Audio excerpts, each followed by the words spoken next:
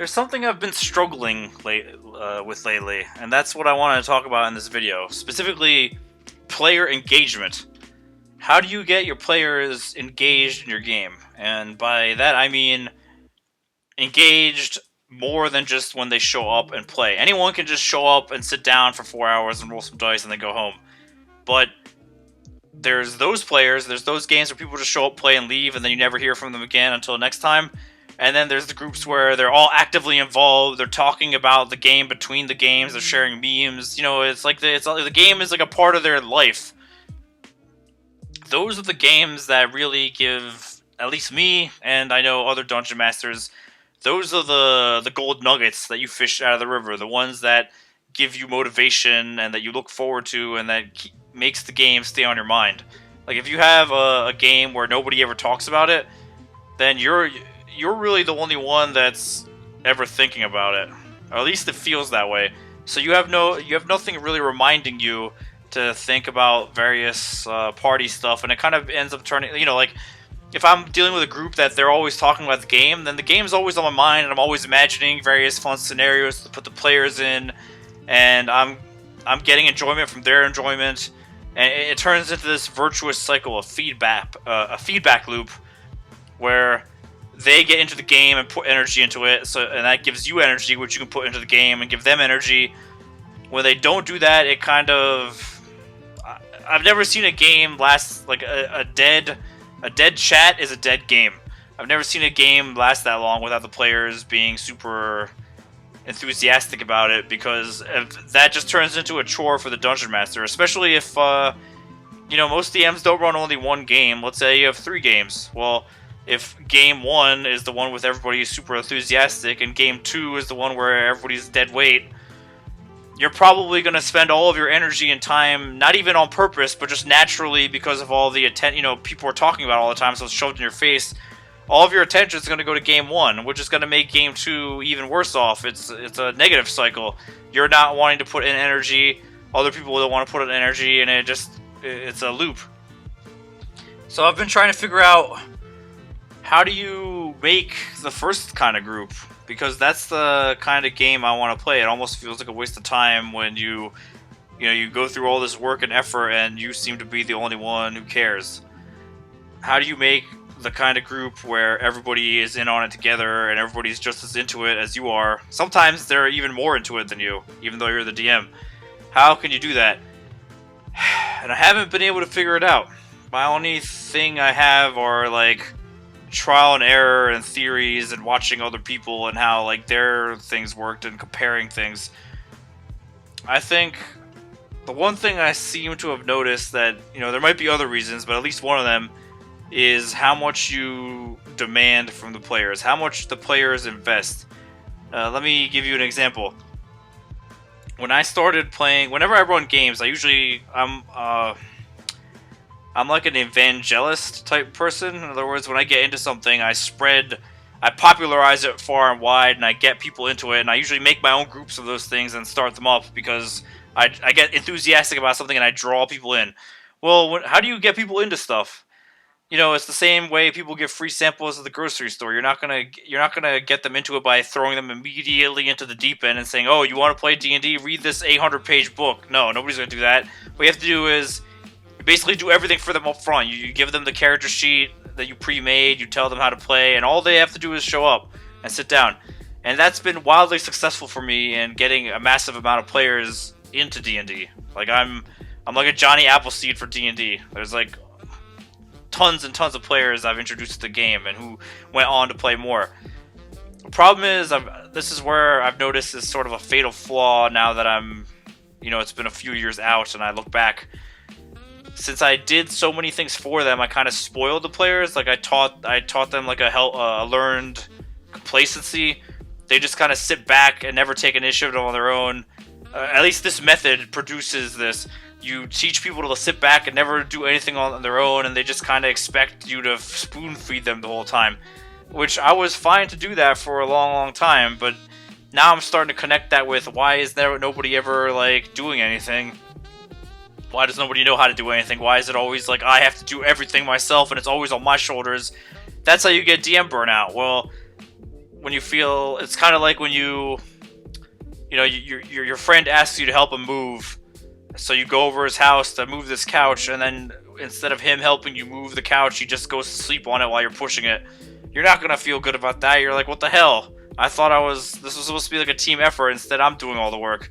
Well, that's how it feels when, if people just kind of sit back and expect you to do everything. It creates this expectation, and then you feel bad about it and you don't want to do it anymore. So it kills your own motivation, and then the game dies. Whereas now let's take a look at other players. The ones I've noticed that are super into it are usually ones who were asked to commit more up front. Like, they had to do more work. I mean, this is a psychological thing, right? There's psychological studies done where if you have to sacrifice or invest in something more, you value and care about it more. It creates a bigger space in your brain to remember it, because your brain psychologically thinks, oh, I put all this time and effort into this thing, it must be important, so I'm gonna remember it and keep track of it.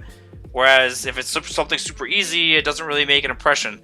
So actually, in terms of making people care about the game, like, yeah, you can get them into it super easily by just like throwing a character sheet at them.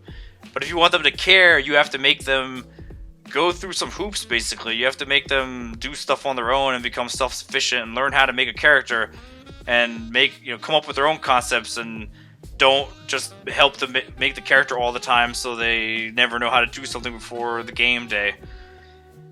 So I've started to lean more towards, I think, expecting more from the players, expecting more dedication up front will create a better overall experience. Yes, you'll have less overall, because a lot of these people who are very complacent and kind of just hanging around, they're only there because you made it so easy. Well, as soon as you stop making it easy, they don't really care that much, which is the problem to begin with.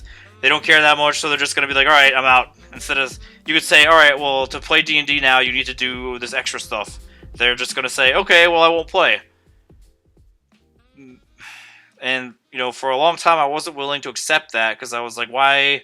I don't want to lose players. The players shouldn't quit, they should get good, to put it simply. Like, I thought I should keep trying to reel them in. But now I've reached the point where I've reached the kind of like nirvana of not caring, because it wasn't working out anyway.